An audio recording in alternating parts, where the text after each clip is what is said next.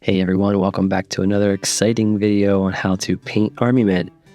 So this particular brand is from the classic Toy Soldiers line of army men, but this is actually sold by BMC Toys.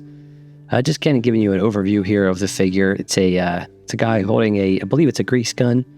So just a standard trooper, but he's going to be painted up like a captain. Towards the end of it, I'm going to give him the captain insignia, the double bars on the top of his helmet. Couldn't resist. It was just this plain green helmet that I needed to paint up.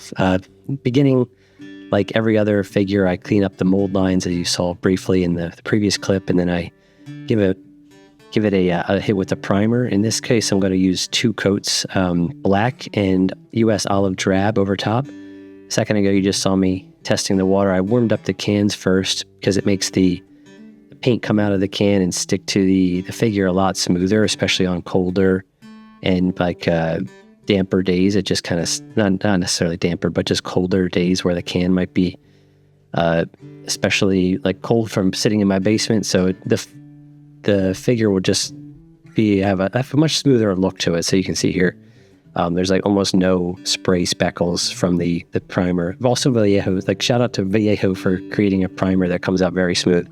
They also have multiple caps that you can replace and change, so you can get like a even finer detailed spray right out of the can, which is really nice. They have 2 different labels, a white and a black. You can just swap them off really easily.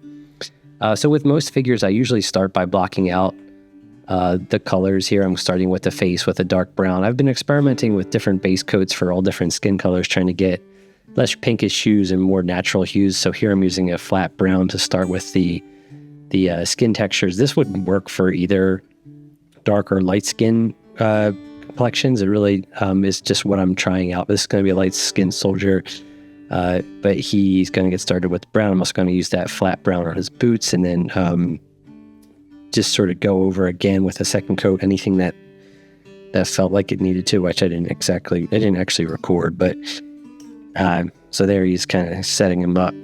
I'm going to then go over all the metal parts of the gun in black, and I also hit underneath of his helmet in black too, so it gives it a darker recess up there. Nothing too complicated in that regard. Just want a nice even application. Kind of see me working my way around the fingers. Then next I'm going to move into using Khaki by Vallejo. These are all Vallejo paints, if you haven't noticed or haven't been following along. And I'm going to apply that to the jacket. So I'm using this broader makeup brush I have. It's usually a dry brush that I use, but I find that it gives me a nice stippled pattern. And when the paint is wet enough, it really blends nicely. It gives me like a nice top coat, because I usually end up going in, and you'll see later I do like a finer pass over top with the highlights and lowlights. Moving into US olive drab here, I'm going to paint the pants. What I like about using black and green primers with green shot from the straight down on the figure is it gives me a nice unifying color scheme that feels very like military and army related. So you kind of have this hue and tone underneath all the colors once it's finally painted that ties everything together. This is done with professional painting as well. You usually do like an underpainting in brown tones, but in this case I'm using green.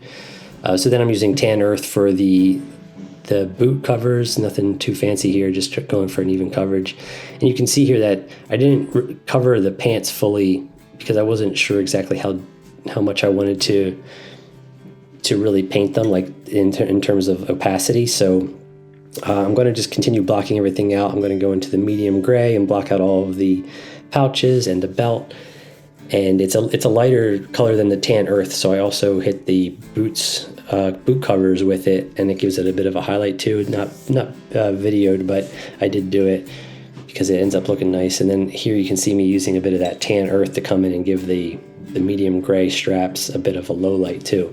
So it's a little bit back and forth. Here I am going in with that tan earth and using a much more watered down application to ensure that the dark gradient that exists as the primer still shines through. So it's not fully opaque. It's a little bit transparent, and that really is just like in the application of mixing a bit of water with the paint.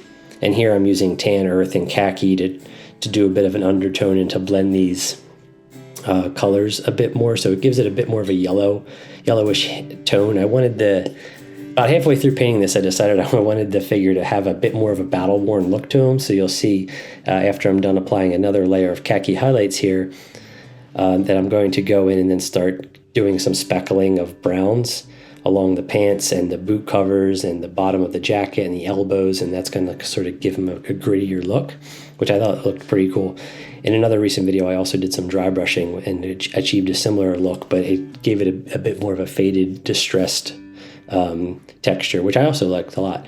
So this was all just wet paint application that was deliberately spattered and speckled around. You can see I wrote speckles and splatter to kind of be deliberate in where the mud is kind of kicked up and found itself on his uniform, which I was like, it's a much more intentional application process than doing like a dry brush where you're just really hitting the raised edges.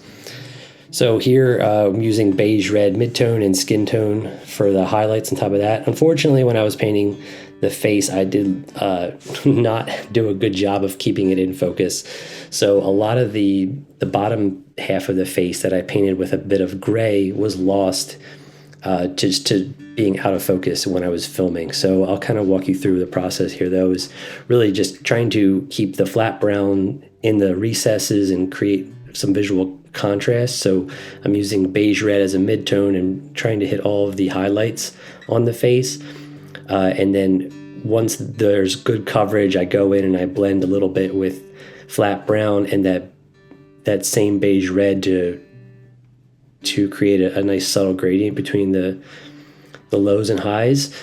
However, it's worth mentioning that I don't spend a ton of time on Army men faces at this quality because they're kind of derpy, and there's not a lot of there's just not a lot of detail in the sculpt. They're sort of like blobby, and you always end up with a blobby look. I do my best, but I don't want to spend too much time. It's really about even coverage and selling the illusion that it is a real, like a more realistic face, but it is not like my main priority with painting these. Really, I'm trying to come up with like a color scheme that works best and like a realistic look. Like on the tabletop, these guys look like pretty awesome, especially at arm's length. They look amazing. But when you get in there close, you can kind of start to see the imperfections of the sculpt, and there's only so much a good paint job can really do to cover that up. So adding the grit and mud and splatter, I think added another level of gritty realism to it. I thought worked really well. Here I'm using white and neutral gray and blending them together and just kind of picking out some highlights on the gun. Took a little break from all the greens and the face painting. And I'm applying that same brush that I used to stipple on the jacket. I'm using that same, this might be a level, like another size up, but really they're very similar. Just doing a bit of a dry brush to pull out the metallic elements of the gun. And then here I'm using that same brush again. It's sort of like a workhorse for me, and applying some red leather to the ground to give it a dirty texture before I go in and then add in some of the gamer's grass, which I'll see in a little bit. So this part was really fun to me. After I added some texture to the helmet, I thought everything looked really like gritty and awesome, and it was like ready for some hand painted bars to give him like a captain look. So I referenced, I believe it was Tom Hanks played Captain Miller in the movie Saving Private Ryan. So I looked at him as inspiration for this, but real simple. I just took my time. Whenever I'm freehanding, that's the word I was thinking I wanted to say. Whenever I'm freehanding anything, whether it's letters or numbers or this symbol at this size, the key, the trick is just to take it slow and then to have the base coat handy for going in and doing some refinements. So once I have all the white down, then I go back to that same US olive drab and I just touch it up a little bit. So I go back over the white, and it gives me more of it gives me a bit of a nicked and worn texture too, which looks pretty cool. But at this size, it looks excellent. I'm looking at it on my desk to the left of me, and I think it seems like very believable. And the scale feels right too. It's identifiable. from a distance, which is pretty nice. I mean, it's like I can see here it's not perfect, but that's why I go in with the, you can see me going in here with that US olive drab, just touching up the width of those crossbars that connect the two larger bars on the side, and it evens it out a bit. So here I'm using gamer grass and some glue. I love this glue. It's PR40. I got this off Amazon. You can get it at your hobby store or online. But everything plastic will glue like this is such a good super glue substitute. It doesn't crack and doesn't smell as bad. I mean, it still stinks. You should do it in a properly ventilated area, but it also like doesn't have the same textural properties. Like suffice to say, it just melts plastic together better than super glue does, which becomes brittle and can crack. And here I'm applying the gamer grass, and I'm trimming it up a little bit with these scissors I have, because it always just seems like too much. So I just dialed it back a little bit, especially on the edges where it flares out. So here's the final look. I'm really happy with this. I think he looks awesome. Here's a little round table view of him. There's nothing too crazy about this. It should be easy to follow along and apply your own worn look as you like. But thank you so much for checking it out. If you had any questions, please drop them in the comments. If you liked the video, please click like and subscribe. Share it with your dad. I'm sure he'd love to see it. Thank you, everyone. Have a great rest of your day.